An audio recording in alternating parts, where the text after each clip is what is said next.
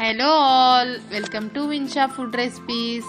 ఈరోజు నేను evening snack recipe cabbage pakoda చేసి చూపించబోతున్నాను. దానికోసం క్యాబేజ్ని ముక్కలుగా కట్ చేసి పెట్టుకోవాలి. దాంట్లోకి సరిపడినంత శనగపిండిని యాడ్ చేసుకోవాలి. నేను ఇక్కడ 3 టేబుల్ స్పూన్స్ యాడ్ చేశాను. అలాగే కారంని యాడ్ చేసుకోవాలి. అలాగే టేస్ట్కి సరిపడిన సాల్ట్ వేసుకుని కొంచెం వాటర్ని యాడ్ చేసుకుంటూ బాగా కలుపుకోవాలి.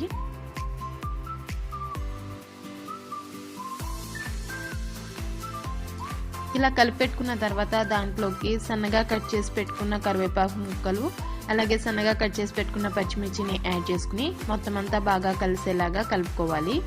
ఈ లోపల స్టవ్ మీద ప్యాన్ పెట్టుకుని ఆయిల్ వేసుకుని హీట్ అయిన తర్వాత క్యాబేజ్ పకోడాని వేసుకోవాలి.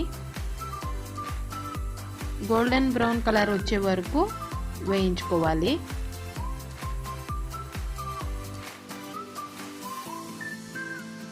ఇలా మధ్య మధ్యలో కలుపుకుంటూ వేయించుకోవాలి.